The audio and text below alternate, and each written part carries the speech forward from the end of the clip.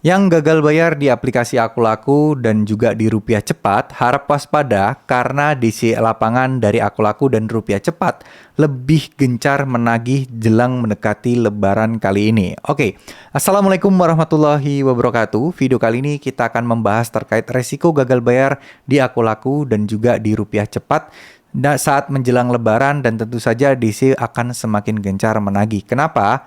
Karena udah jelas, pasti mereka udah tahu, orang-orang udah pada punya duit dari THR.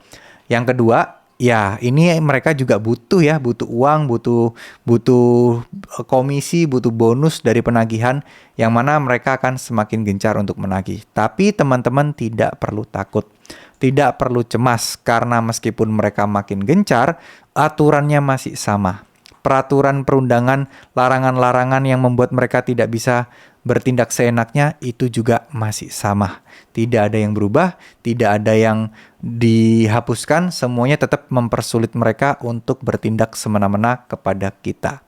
Ya, memang kalau DC lapangan datang ke rumah akan sangat menakutkan dan tentu saja akan membuat kita itu ya gelisah, terus kemudian takut tetangga tahu, bikin malu, ya bikin keributan dan lain sebagainya. Tapi percaya atau tidak, nggak semua DC lapangan kayak gitu. Ya, jadi kalau kalian galbe di Aku Laku dan Rupiah Cepat, memang mereka ini punya DC lapangan ya teman-teman. Mereka ini gencar menagih juga, tapi setahu saya Aku Laku itu lebih cepat. Aku Laku itu lebih rajin buat datengin nasabah yang gagal bayar atau telat bayar. Cuman ya pernah nggak sih kalian dengar Aku Laku membawa nasabah yang gagal bayar itu ke jalur pengadilan? Pernah nggak sih sampai memenjarakan orang? Pernah nggak sih sampai menyita rumah dan lain sebagainya? Nggak pernah dengar ya. Jadi kalau ada ancaman apapun yang berkaitan dengan rumah akan disita, barang-barang berharga kalian akan disita, terus kemudian apapun itu akan digeledah dan lain sebagainya, tidak perlu takut. Karena itu gertakan aja.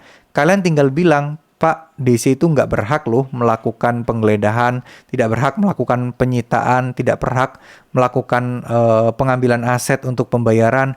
Kalau ini terjadi berarti udah melakukan tindakan kriminal dan bisa dilaporkan balik ke kantor polisi. Nah, jadi teman-teman harus berani ya untuk mengungkapkan pendapat kayak gitu. Karena mungkin aja DC-nya itu nggak benar-benar mau menyita barang kalian. Tapi ketika kalian membalas bahwa ada undang-undang yang melarang hal ini, bahwa tidak boleh melakukan penyitaan dan lain sebagainya, tentu itu akan membuat mereka akan semakin berpikir ulang lagi. Dan akan merasa takut untuk terus menagih. Karena ya, yang ditagih ini ternyata udah ngerti dan udah paham hukum nih. Jadi agak susah banget nih untuk menagih masa pinjaman mereka ya. Jadi kalau kalian saat ini sedang galbe di Aku Laku dan juga di aplikasi Rupiah Cepat, teman-teman tetap tidak perlu takut, tidak perlu panik. Tidak akan masuk penjara, tidak akan membuat kalian hancur. Pelan-pelan saja diselesaikan. Ya, maksudnya pelan-pelan diselesaikan bagaimana? Ya, nabung sedikit demi sedikit sampai terkumpul hutang pokoknya. Yang paling penting kumpulkan dulu hutang pokoknya, sisanya teman-teman bisa negosiasi untuk penghapusan bunga, denda, dan seterusnya. Barangkali diterima dan ya utang kalian akan segera lunas. Tapi ingat, kalian juga harus meminta yang namanya surat tanda bukti lapor. Ya, kalau kalian nggak minta kayak gitu, nanti teman-teman ditagih lagi, repot urusannya. Ya, mungkin segitu dulu apa yang bisa saya sampaikan. Mohon maaf jika ada salah-salah kata. Tetap semangat, jangan lupa untuk terus berdoa. Siapa tahu dari doa kalian ada yang diijabah dan membuat hutang kalian lancar dan cepat lunas. Dan tentu saja teman-teman ya rezekinya dipermudah, jadi nggak harus minjam-minjam ke depannya. Terima kasih, mohon maaf jika ada salah-salah kata. Tetap semangat, Rupiah Cepat ataupun Aku Laku, pinjol besar ataupun pinjol kecil, insya Allah tetap akan aman-aman aja. Jika memang kita tidak melakukan kesalahan fatal, tindakan kriminal, atau ya mungkin pemalsuan-pemalsuan dokumen dan lain sebagainya.